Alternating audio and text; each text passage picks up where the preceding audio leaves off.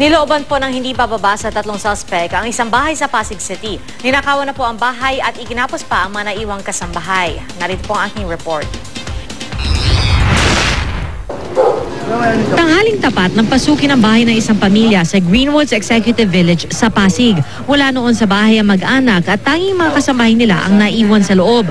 Tumanggi magbigay ng panayam sa amin ng pamilya. Pero kwento ng mga kasambahay, pilit pinasok ng di bababa sa 3 lalaki ang bahay ng kanilang amo at saka raw sila tinutukan ng baril, pinahiga sa kusina at iginapos. Si Manong tsaka si Kuya Paps, tinutukan sila papasok ng bahay.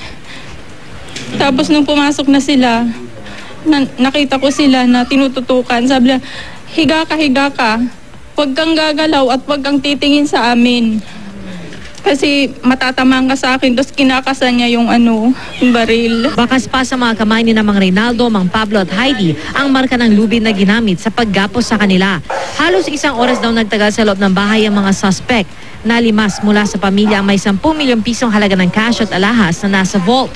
Pati ang kanilang BMW na binili noong nakaraang taon lang na itakas palabas ng subdivision. Nung isa dito nagtatanong, asan ba yung susi ng sasakyan dyan? Sabi namin, wala ho. Tapos yung isa, inulit nagtanong, kung meron ba kayo ditong bolt? Sabi ko, wala ho. Wala kaming alam yan. Hindi mailarawan ng mga kasambahay ang mga suspect. Wala naman daw takip ang mga mukha nito pero di nila natignan ang itsura dahil pinagbantaan silang babarilin at pasasabugan ng granada. Tulong-tulong naman sina Heidi, Mang Reynaldo at Mang Pablo sa dali-daling pagtanggal ng gapos sa isa't isa pagkaalis ng mga suspect. Naghahanap nga kami ng gwardiya. Wala naman nagwardya, makita, layo . 7 taon nang naninirahan sa Greenwoods Executive Village ang may-ari ng bahay. Ngayon lang daw sila nagka-problemang ganito. Tumanggi munang magbigay ng payag ang Greenwoods Executive Village Security at Homeowners Association habang patuloy ang investigasyon sa kaso. Pag-aaralan muna nila ang makuha sa CCTV ng kanilang main gate.